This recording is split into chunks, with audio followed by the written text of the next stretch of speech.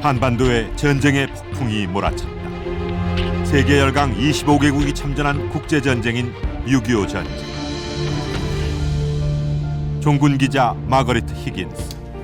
그녀는 누구보다 가까이에서 전쟁을 목격하고 기록했다.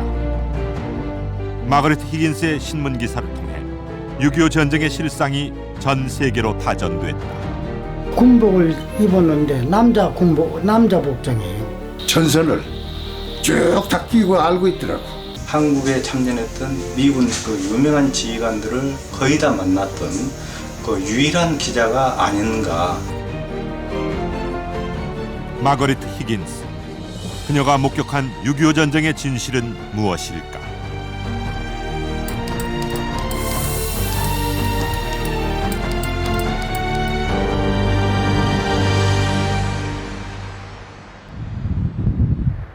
(6.25) 전쟁이 발발한 후 3년 1개월 동안 한반도는 폐허가 됩니다. 한강대교와 한강철교도 6월 28일 폭파돼 전쟁이 끝난 뒤에나 복구될 수 있었는데요.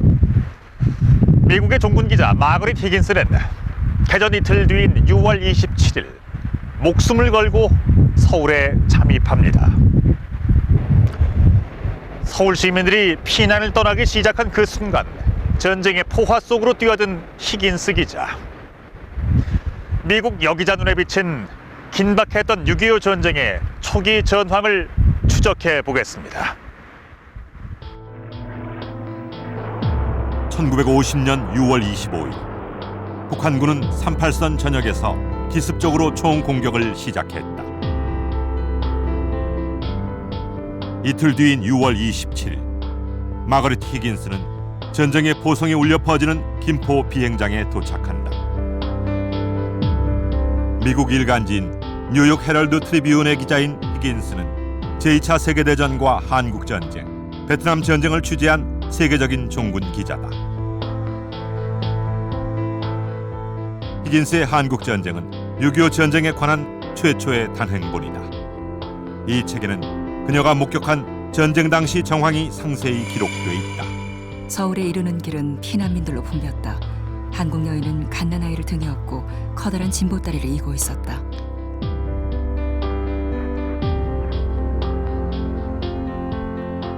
다음 날인 6월 28일 새벽 2시 30분 국군과 시민이 한강을 건너 피난을 가던 그 순간 한강 인도교와 한강 철교가 예고 없이 폭파됐다. 북한군의 진격을 피해 서울을 떠나려던 히긴스는 현장에서 폭파 장면을 목격한다. 미국 뉴욕에 있는 뉴욕 공공도서관.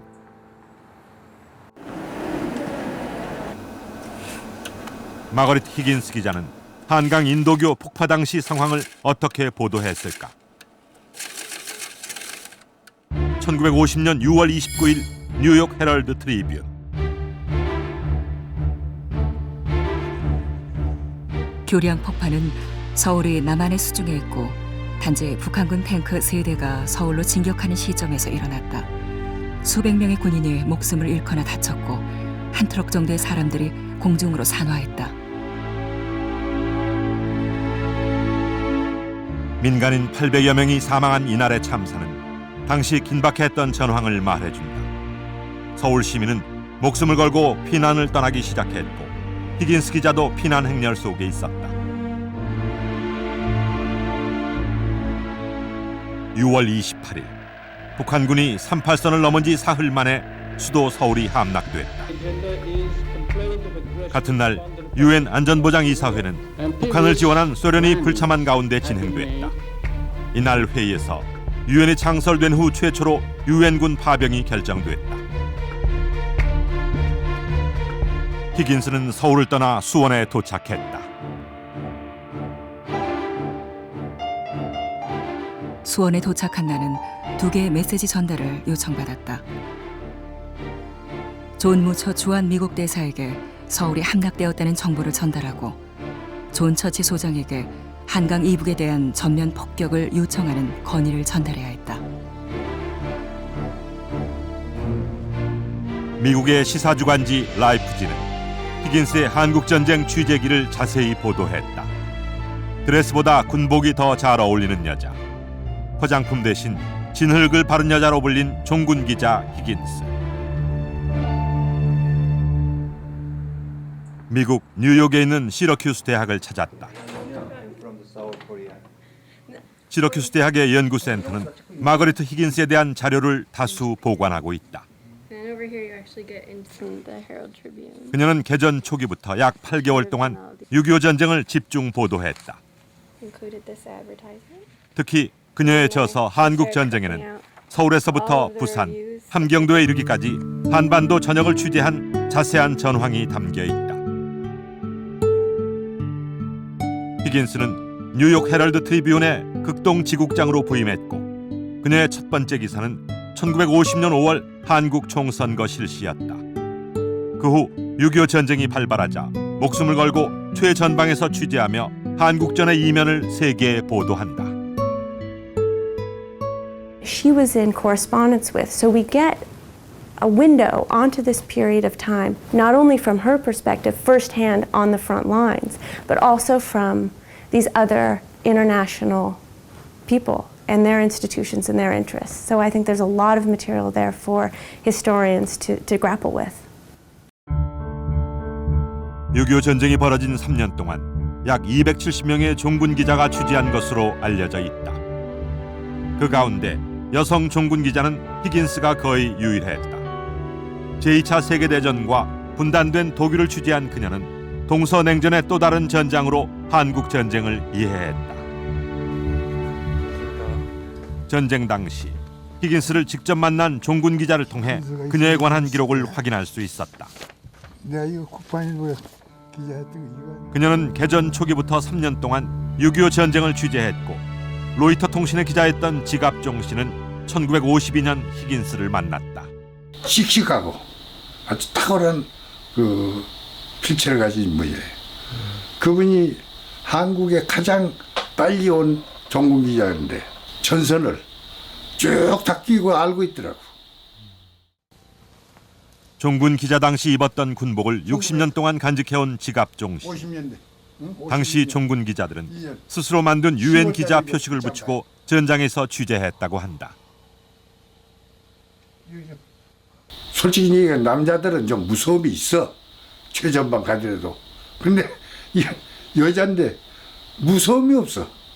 전쟁을 몰라서 무서움이 없는지 또 총알이 어쩌는 작용해서 무서움이 없는지 하여튼 무서움이 없이 최전방 고치 소총 소도에까지 기어 올라가려고 하니까 오히려 그 지휘관들이 끌어내리는 정도의 그 어려움이 있었는데 또 그만큼 정확하게 최전방을 가서 취재를 했고 6.25 전쟁 당시 메가더 사령관의 이동 경로가 표시된 한 장의 지도를 확인할 수 있었다.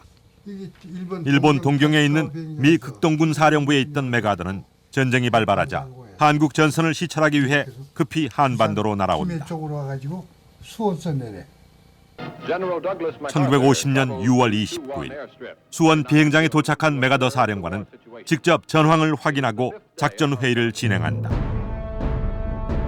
수원 비행장에서 메가더를 만나 전선 시찰을 취재한 히긴스 기자는 당시 상황을 보도했다. 메가더의 전선 시찰로 공황 상태가 종료됐고 방어가 강화됐다는 내용이 뉴욕 헤럴드 트리뷴의 6월 29일자로 보도된다. 메가더 장군의 수원 방문 소식은 순식간에 한국군에게 전달됐다. 이는 미국이 가능한 모든 지원을 하겠다는 것을 보여주는 사건이었다. 시찰을 마친 메가더는 전용기 바탄을 타고 일본으로 향했고 히긴스에게 동승을 권유했다. 그녀는 비행기에서 한국전의 전황을 바꾸게 될 메가더의 작전 계획을 단독 취재할 수 있었다. 히긴스가 취재한 메가더의 계획은 무엇이었을까? 미군 2개 사단만 준다면 한국을 지킬 수 있다. 트루먼 대통령에게 사단 규모의 미군 파병을 요청하겠다. 6월 30일 메가더가 미 합동참모본부에 보낸 전선 시찰 보고서에는 초기에 반격을 가할 수 있는 미 지상군 2개 사단의 병력을 요청하는 내용이 담겨 있다. 미군이 들어오지 않을 것이다. 또 들어오더라도 그 전에 이제 전쟁을 끝내겠다는 그런 이제 판단하에 전쟁을 이제 남침을 이제 시작했는데 결국 이제 미국이 이제 들어오게 됨으로써 북한에게는 커다란 이제 충격이었던 거죠. 다음 날인 7월 1일, 일본에 주둔하고 있던 미 24사단 스미스 특수부대가 부산에 도착했다. 미 지상군이 도착하자 전세가 역전될 것이라는 희망이 퍼져나가기 시작했다. 오산 전투는 38선을 넘어온 북한군과 반격을 시작한 미 지상군이 치른 첫 번째 전투였다. 6.25 전쟁 초기, 아군이 북한군의 T-34 탱크에 맞서기에는 중과부적이었다. 북한군의 기습적인 야간 공격 역시 미군에게 커다란 난제였다. Yelling and shooting and hollering and screaming, and it was mayhem. And the 1st Cavalry people started putting up flares. At that point, everybody on the line could see all the North Koreans that were coming across this riverbed out there. And everyone started shooting. And that went on, seemed like forever, but probably about 4 o'clock in the morning. 북한군 탱크 33대가 오산의 중미령을 넘어 밀려들기 시작했다. 히긴스는 오산 전투의 첫 번째 희생자를 직접 목격했다. 세드릭 이등병은 자신에게 죽음이 찾아올 가능성이 없다고 생각한 것처럼 보였다. 소련이 북한군에게 지원한 탱크의 화력은 막강했고 케네스 세드릭의 사망은 시작에 불과했다. 스미스 부대는 바주카포와 곡사포, 무반동총을 동원해 공격했지만 탱크 앞에서는 속수무책이었다. 스미스 부대원 540명 중 150명이 전사했고 미군은 북한군에 쫓겨 퇴각하기 시작했다. 미군의 패배는 한국군과 미군 모두에게 큰 충격이었다. 히긴스는 오산 전투 패배의 결과를 이렇게 정리했다. 미군은 첫 번째 교전에서 패배했다. 하지만 그녀는 당시만 해도 한국 전쟁이 전면전으로 비화될 가능성은 없다고 판단했다. 이제 미군은 국군과 함께 퇴각을 시작했고 오산에서 평택, 천안, 대전에 이르기까지 제대로 된 반격을 하지 못한 채 후퇴를 거듭했다. 1950년 7월 중순, 히긴스에게도 예상치 못한 악재가 벌어졌다. 미 8군 사령관 워커가 히긴스에게 추방 명령을 내린 것이다. 전선에 여성용 화장실이 없기 때문이라는 표면상의 이유에 대해 히긴스는 항변했다.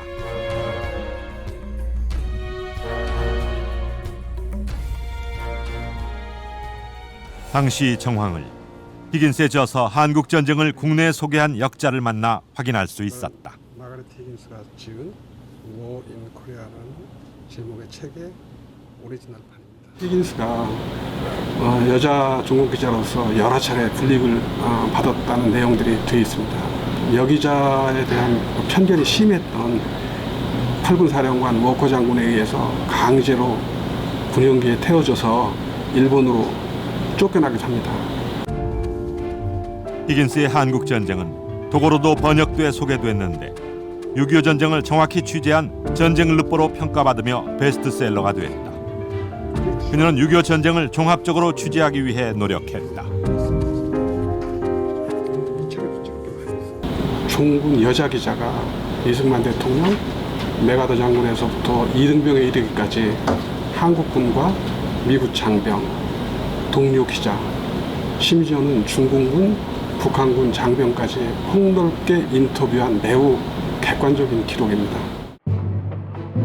히긴스의 항의에도 불구하고 그녀는 강제로 군용기에 태워져 일본으로 추방됐다.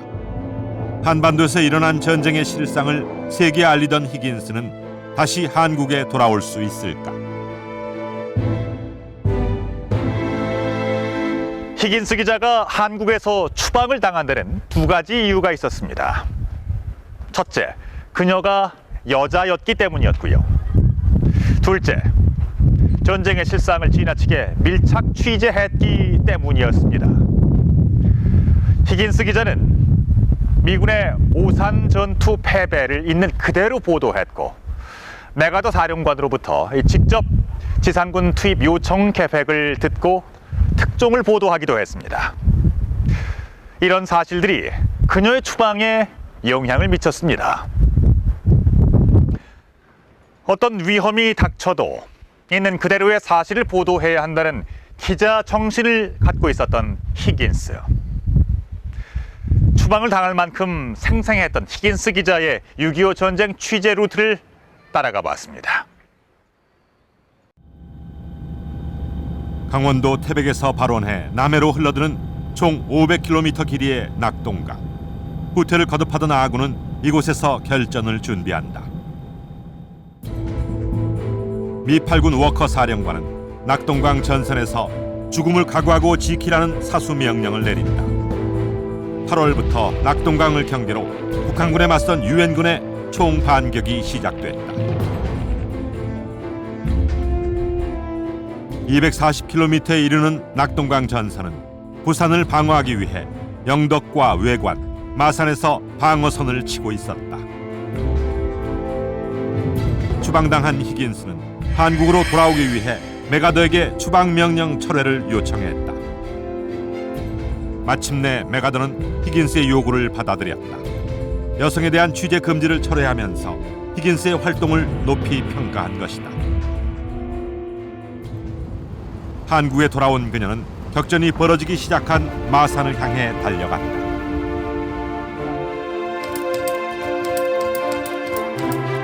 제25사단이 최초의 전투를 하는 서남부 전선에 도착했다. 당시 현장에 있던 일간지 기자는 나 혼자였다. 히긴스의 취재 루트는 전선이 이동할 때마다 서울에서 오산으로, 오산에서 대전으로, 그리고 마산 진동리까지 이어졌다.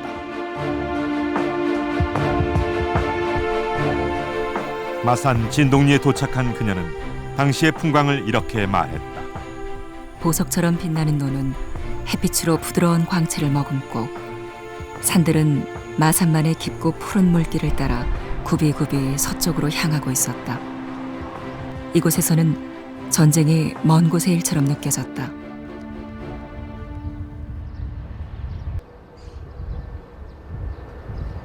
(1950년 8월) 마산 일대의 전황은 어떠했을까? 주민에게 진동리 전투에 대한 증언을 들을 수 있어. 저기 옥류봉 아니야. 저게 미군 기동부대가 들어가는데 미군들 기습해가지고 미군들 후퇴를 못하도록 미군들은 지금 요 국도 차가 다니는 이곳에 그 하천이 있었는데 주둔을 해가 있고, 인민군들은 도보로 전부 다 여기서 야간에만 이동하니까 낮에는 잘 볼 수가 없었죠. 하천에 인접한 국도를 따라 이동하는 미군을 북한군은 인근 야산에서 기습 공격을 감행했다. 우리가 어릴 때 보니까 대포, 탄두 이런 게 수북하게 쌓여 있고 곳곳이 총탄, 총알 그냥 널려 있었어요. 8월 초 마산의 지형을 제대로 파악하지 못한 미군은 북한군의 포위 공격에 큰 피해를 입었다. 미군은 이제 거기 요리 올라가다가 요 모퉁이 있는 요 모퉁이로 여기가 내가에 탱크 막 들어가가지고 있는데 뭐 산에서 뭐 공격을 해가지고 해놓은 게 뭐 몰살대 삐고 저기 저 좁은데 이렇게 돼 있는데 그걸 막아가지고 거기서부터 공격을 해버렸으니 그 들어간 기갑부대 뭐 전멸을 해버렸죠. 낙동강 전투 당시 히긴스가 머물렀던 진동초등학교. 이곳에서 어떤 전투가 벌어졌을까? 학교 연혁지에서 당시 전황에 관한 기록을 확인할 수 있었다. 필요하면서 1950년도 8월 1일 6.25 사변으로 진동초등학교는 1950년 8월 1일부터 피난 휴교에 들어갔고 미군의 임시본부로 사용되고 있었다. 히긴스가 교실에 있을 때 북한군과 교전이 시작됐다.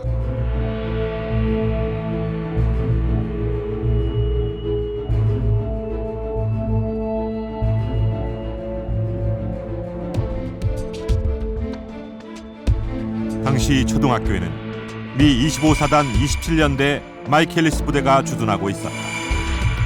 8월 3일 아침 북한군은 불시에 기관총과 수류탄 공격을 펼치기 시작했다.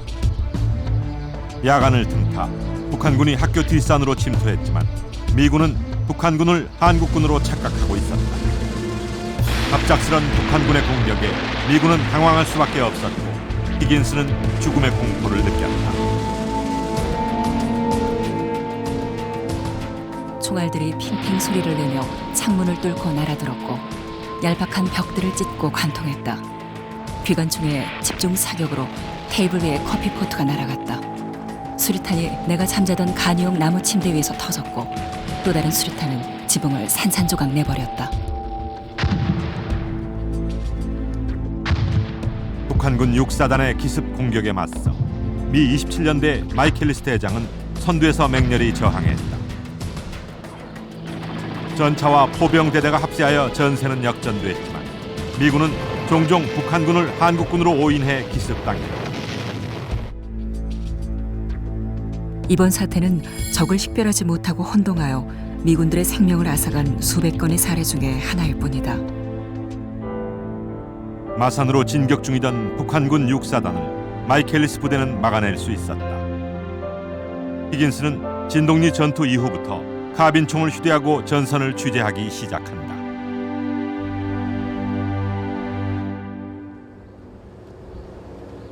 서울 해병대 기념관. 1950년 8월 진동리에는 미군과 함께 한국 해병대가 마산을 방어하고 있었다. 해병대 김성은 부대는 미군이 방어하지 못한 야반산을 탈환했고 해병대의 활약상은 히긴스 기자에게도 전해졌다. 고개에서 넘어서 이제 오는 걸 언덕 밑에서 숨어 있다가 수류탄 까가지고 뛰어 올라가서 안에 집어넣고 그래가지고 전차를 몇 대 파괴시키고. 그 정찰부대 완전히 우리 부대 앞으로 통과할 때까지 뒀다가 일제히 그 사격을 했으니까 걔들이 완전히 그냥 당한 거예요. 진동리와 인접해 있는 통영시. 이곳에서 히긴스와 한국 해병대의 특별한 인연을 확인할 수 있었다. 보시면은 정말 한국 해병의 검투 정신을 두고 귀신이라도 잡겠다. 히긴스가 한국 해병대의 통영 상륙 작전을 취재하고 귀신 잡는 해병대라고 명명했다는 것이다. 한국 해병대의 별칭을 선사한 이가 히긴스 기자라는 이야기는 어떻게 나왔을까? 해병대 일기로 6.25 전쟁에 참전한 정광춘 씨는 통영 상륙작전의 현장으로 제작진을 안내했다. 일찍이 이순신 장군이 한산대첩을 펼쳤던 통영은 북한군이 부산과 마산을 공격하기 용이한 거점이었다. 1950년 8월 17일 실시된 통영 상륙작전. 미국의 모 기자가 기자 쓰기를 갖다가 한국 해병을 갖다가 말이 기린 잡는 해병이라 명칭을 달았다. 기자가 그런 말을 했기 때문에 우리 부대 내에서 돌았을 거 아니에요. 그 말이 즉시 돌았어요. 아, 즉시 돌았다고요? 네, 그 말 끝나자마자 아마 즉시 돌았어요. 경기도 화성에 있는 해병대 사령부. 그때 당시에 전투 요도가 히긴스는 왜 통영 상륙 작전을 취재했던 것일까? 한국 전쟁에서 통영 상륙 작전이 차지한 의미를 알아보기로 했다. 여기 보시면 여기가 이제 그때 당시에 상륙했던 장평리 해안이 되겠습니다. 이 지역에 상륙을 해가지고 여기 통영 장평리에 상륙한 해병대는 북한군 7사단을 기습 공격했다. 진동리 전투에서 북한군 6사단이 돈사됐기 때문에 북한군 7사단을 거제도에 투입해서 마산항과 진해항을 통제하려고 시도를 하게 됩니다. 그래서 손원일 해군 참모총장이 이거를 인지해서 거제도에 그 해병대를 상륙시켜 적의 거제도 상륙을 거부함으로써 마산항과 진해항을 확보하기 위해서 그 실시한 한국군 단독 상륙작전이 되겠습니다. 북한군 7사단은 부산으로 진격하기 위해 통영을 점령했고 해병대는 한국군 최초의 상륙 작전을 펼친다. 한국 해군과 공군까지 가세한 한국군 단독 작전이었다. 당시 전황을 알아보기 위해 작전에 참여했던 노 해병을 찾았다. 민재율 씨는 북한군보다 먼저 통영 매일봉을 점령했던 상황을 기억하고 있었다. 우리 또 올라가고 그 인민군들도 그리 올라오고 이렇게 그가서 이제 같이 이제 똑같은 키 올라온 거에 올라와가지고 거기서부터 또 이제 육박전이 벌어진 거죠. 막 맥살 붙들기 막 그 손으로 막 하고 막 총으로 쏠 수는 없었대요. 한국 해병대는 육박전까지 벌인 끝에 북한군 500여 명을 사살했고 부산으로 향하던 북한군을 막을 수 있었다. 그리고 민재율 씨는 히긴스에 대한 기억도 가지고 있었다. 군복을 입었는데 남자 복장이에요. 남자 군인복 그거 입었더라고요. 그리고 또 이제 그 카메라 큰 거 그거 이렇게 어깨에다 메고 이렇게 끈앞을 내서 이렇게 차고 이렇게 있는 걸 봤어요.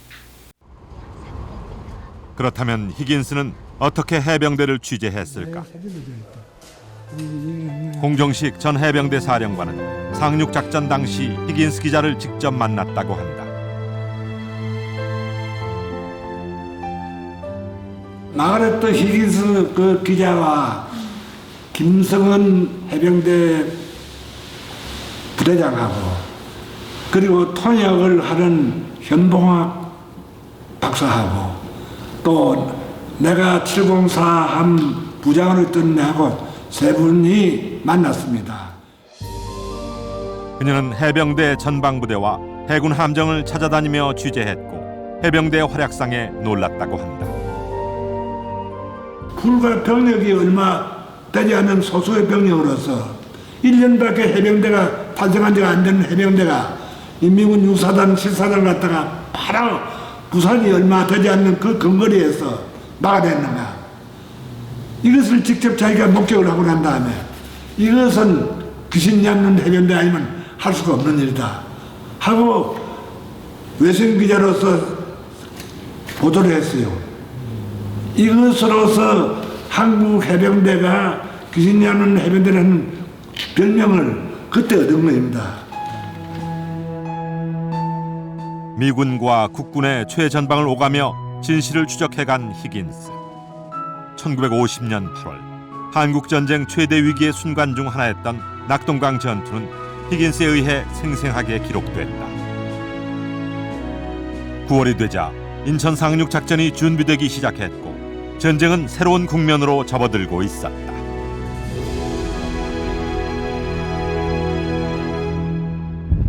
히긴스 기자의 취재 루트는 6.25 전쟁의 전선이 이동한 루트와 정확하게 일치하고 있습니다.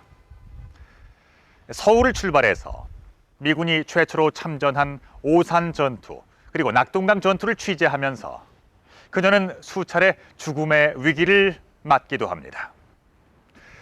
하지만 전쟁의 실상을 세계에 알리기 위한 그녀의 취재는 계속됐습니다.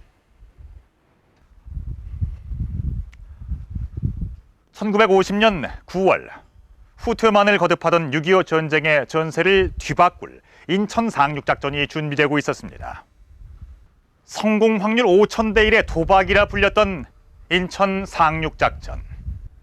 히긴스 기자도 인천에 도착한 수백 척의 함선 가운데 한 곳에서 상륙작전을 준비하고 있었습니다. 1950년 8월 일본 도쿄의 극동군사령부에서는 인천 상륙작전에 대한 구체적인 논의가 시작됐지만 미 합동참모본부에서는 이를 반대했다. 히긴스가 소속된 도쿄 기자협회에서는 인천 상륙작전 소문이 퍼진 상태였다. 메가더는 북한군의 낙동강 병참선을 차단하고 서울을 수복하기 위해 인천 상륙을 주장했지만 반대에 부딪혔다. 메가더의 보좌관들은 조수간만의 차가 심하기 때문에 인천 상륙이 사실상 불가능하다고 보고했다. 조수간만의 차가 심하고 수많은 섬이 진입로를 막고 있는 인천. 북한은 인천 상륙작전 계획을 알게 됐지만 거짓 정보로 판단하고 낙동강 전선에만 집중했다. 히긴스의 책에는 메가더가 인천을 선택한 근거를 밝히고 있다. 미 정보국은 인천이 적의 방어가 가장 취약한 항구라고 보고했다. 본대가 오기 전에 사전에 이제 준비를 해야 되잖아요. 그럼 이제 그 정보 수집이 이제 필요하단 말이에요. 그걸 이제 미국 그 국동군 사령부, 다시 말하면 메가더 사령부로부터 우리 한국 해군에 협조가 왔어요. 네. 그 인천 상륙 작전을 하는 데 있는 그 섬들을 좀 확보를 해주고 첩보를 좀 수집을 해라. 이렇게 이제 미리 그게 8월 달에 이렇게 협조가 와요. 충남 계룡시에 있는 해군 역사기록관리단. 메가더는 한국 해군의 첩보 작전을 요청해 왔다. 그래서 여기 문갑도고 위에 이제 덕적도입니다. 한포 지원을 덕적도를. 인천의 악조건을 극복할 최적의 상륙 일시와 상륙 지점을 찾기 위해 해군은 첩보 작전을 펼쳤다. 항공 사진을 촬영할 수 있는 거 또는 통신 감청할 수 있는 이러한 현대적인 이제 그 과학 장비를 써서 정보 수집할 것은 자기네가 할 테니까 한국 해군의 첩보부대는 두 발로 뛰는 거, 실제로 가서 확인하는 거. 그러니까 소위 말해서 인간 정보, 휴먼 인텔리전스 이것을 한국 해군이 맡은 겁니다. 동시에 부산에서는 상륙 작전 준비가 진행됐다.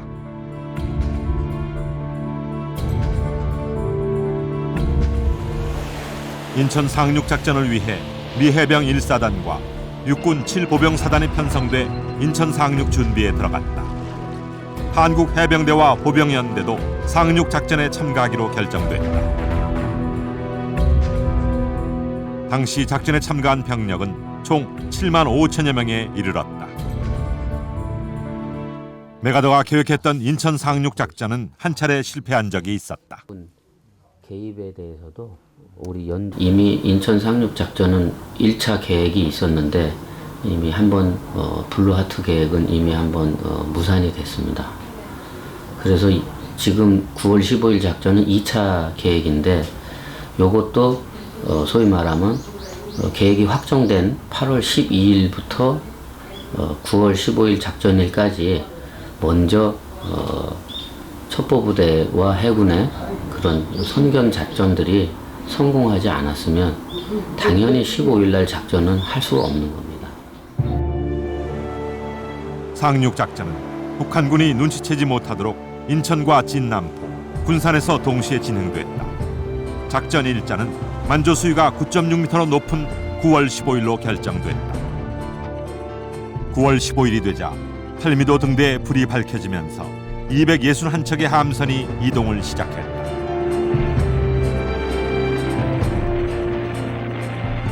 (9월 15일) 오전 5시 월미도와 인천의 폭격이 시작됐고 오전 6시 33분 미 제5 해병연대는 월미도 녹색 해안에 상륙한다.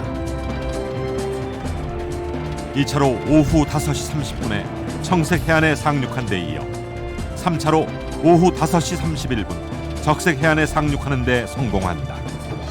메가더는 맥키니함에서 상륙 작전을 진두 지휘했다. 폭격기와 항공모함의 공격으로 월미도와 인천은 화염에 휩싸였다.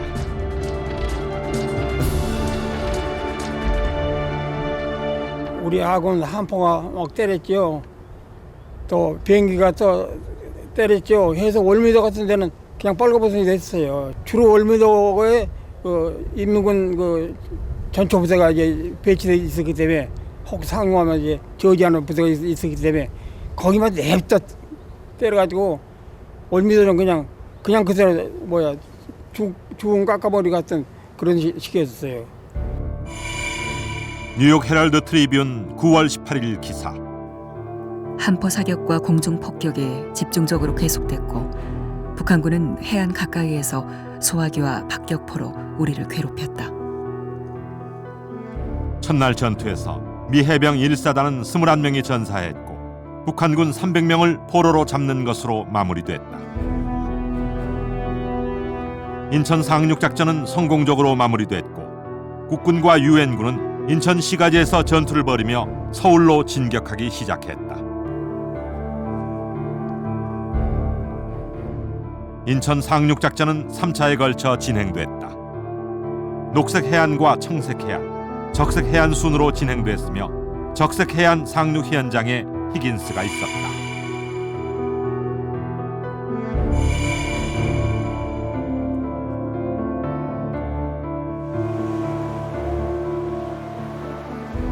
그런데 유엔군은 인천의 수많은 섬 사이로 어떻게 상륙할 수 있었을까? 이를 위해 팔미도 등대 탈환 작전이 비밀리에 감행됐다. 팔미도 등대가 비밀에 되옵니다. 1950년 9월 14일 저녁 팔미도에 상륙한 최규봉 씨. 그때는 상륙을 어디서 하셨어요? 절로 올라갔어요. 절로 솔밭 사이로 길이 뗐거든. 여기 시간 다 새로 맹기는 거고. 최규봉 킬로부대 대장은 미 정보국 소속으로 등대를 밝히기 위해 침투했다. 같은 킬로부대 소속으로 사전에 팔미도 조사를 한 이철 씨. 우리가 올라올 때는 저만큼 파랗지 않았지. 그 암벽을 타고 그 바로 위에 등대가 있으니까 7m 올라가가지고 엎드리고 그냥 그 등대 앞으로 그냥 달려갔지. 달려 올라가는데 밤이 돼서 그런지 말이야. 그 등대가 그렇게 높아 보여. 불과 뭐 한 6-7m밖에 안 되는 거예요. 팔미도 등대는 1903년 만들어진 우리나라 최초의 등대였다. 등대 탈환 작전은 유진 클라크 대위를 팀장으로 한국 해군과 육군 켈로부대가 함께했다. 등대를 올라가서 불을 켜려까 기름이 찌개가 있지 않소? 그 찌개는 빼기워서 그 나사가 있는 게라 이렇게 V자로 이렇게. 근데 거기 그 나사가 없는 거라. 그러니까 기름을 올리면 다 걸려 내려와. 기가 막혀 아주 기진맥진했지. 그래서 조금 잤어. 누구든지 다. 이렇게 잠이 섰던데 뭐 잠결에 손에 뭐 차공기 잡혀 차공기 차서 그래서 보니까 그게 나사못이라. 그래서 갖다 낀 게 보니까 그게 맞더라고. 그래서 기름이 올라와서 등대불을 켰지. 9월 14일 밤 자정을 넘겨 가까스로 팔미도 등대에 불을 밝힐 수 있었다. 그리고 등대의 안내를 받아 함선들은 인천 상륙에 성공할 수 있었던 것이다. 인천 상륙 작전은 성공했지만 서울로 진격하는 길은 멀고 험했다. 인천에서 서울로 향하는 길목에 북한군은 지뢰를 설치했고 잠복 공격을 시도했다. 서울을 수복하는 데는 13일이 흘러야 했다. Time we had secured the Incheon operation, the casualties was pretty heavy, and then we proceeded from there on to towards Seoul and Kimpo Airport. And as we went from there,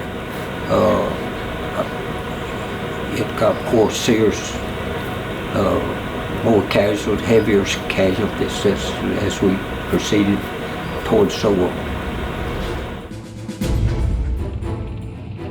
9월 26일 국군과 미군이 서울 시가지에 진입하자 북한군은 서서히 후퇴를 시작한다. 인천 상륙 작전 당시 아군의 피해는 200명이었지만 서울로 진입하는 과정에서 3,000명이 넘는 사망자가 발생했다.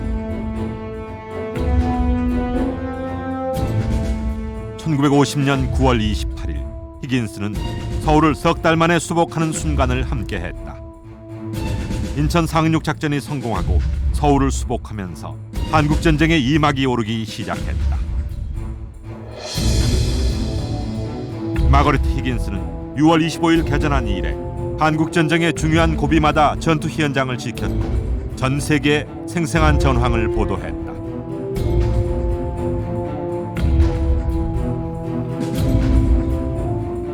종군 기자 히긴스의 목숨을 건 취재기는 종군 기자들 중에서도 특별한 주목을 받았다. 1951년 마거릿 히긴스는 인천 상륙작전 기사를 위시한 다수의 한국전 보도로 여성 최초로 퓰리처상을 수상하는 영광을 안는다. I think it's incredible. I think she really was instrumental for female journalists, war correspondents, to be able to be at the front line. And her Pulitzer, the first woman to win the Pulitzer Prize, demonstrates that incredible contribution that she made. And I think that she really opened the doors for a lot of people. 1950년 6월 시작된 히긴스의 취재 루트는 서울에서 출발해 오산을 거쳐 대전으로 이어졌고 마산 진동리에 이른다. 1950년 9월 히긴스는 부산에서 출발해 인천 상륙작전과 서울 수복을 취재하고 이제 함경도 장진호를 향해 달려가고 있었다. 1950년 10월 마오쩌둥은 김일성의 지원 요청을 받아들여 한국전 참전을 결정한다. 중국군 2개 병단 약 38만 명이 밀물처럼 한반도로 진격해오기 시작했다. 국군은 압록강 초산까지 도달해 있었다. 1950년 11월 함경남도 장진호. 미 해병 1사단 2만여 명이 혹독한 추위 속에서 중국군 12만 명과 맞서 싸워야 했다. 히긴스는 얼어붙은 장진호로 날아갔다. That was the worst battle we ever had, not only with the Chinese communists, but the weather. We were not prepared for the worst weather we ever had in North Korea. 11월 27일부터 14일 동안 미 해병대는 인해 전술을 펼치는 중국군에 맞서 뒤로 전진하는 후퇴 작전을 펼친다. 미 해병대 역사상 최악의 전투로 기억되는 장진호 전.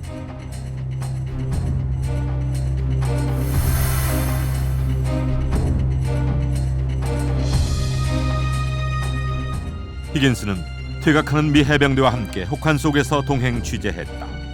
장진호 전투에서 미군은 사망자의 시신을 수습할 겨를도 없이 후퇴해야 했다.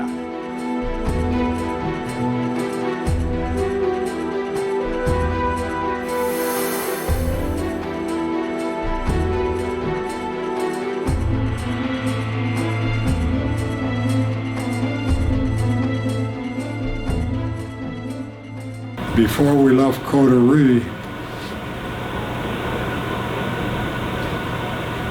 the Marines came with all their dead on the back of their pickup trucks, or 2.5-ton trucks. And they were stacked like cordwood, but they were frozen solid.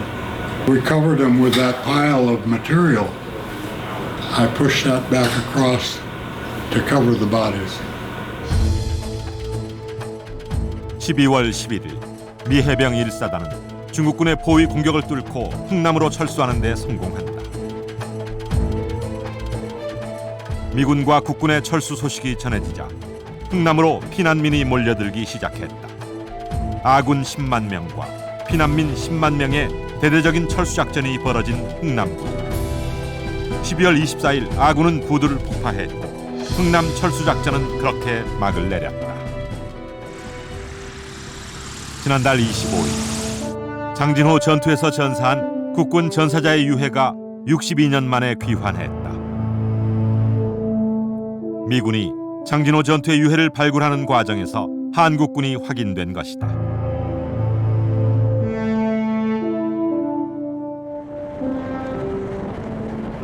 그 후로도 전쟁은 2년 7개월 동안 계속됐다. 한국전에서 사망한 미군은 약 4만 명. 히긴스는 참혹했던 6.25 전쟁의 중요한 목격자가 됐다. 직접 그 전선에 어느 곳이든지 안 가는 데가 없어요. 다 하나하나 일일이 체크를 하고. 전 세계에 한국 실정을 알리는 것이 우리나라에 얼마나 큰 도움을 줬는지는 우리가 잊어서는 안 됩니다. 한국 전쟁 기간 동안 약 20명의 종군 기자가 사망했다. 전쟁의 진실을 추적하던 마거리트 히긴스는 베트남 전쟁을 취재하던 중 사망했다. 종군 기자 히긴스는 우리에게 6.25 전쟁의 의미를 되새기게 하고 있다. 1950년 9월 15일 역사적인 인천 상륙작전의 성공 뒤에는 우리의 해군과 첩보부대의 활약이 있었다는 사실이 놀랍습니다.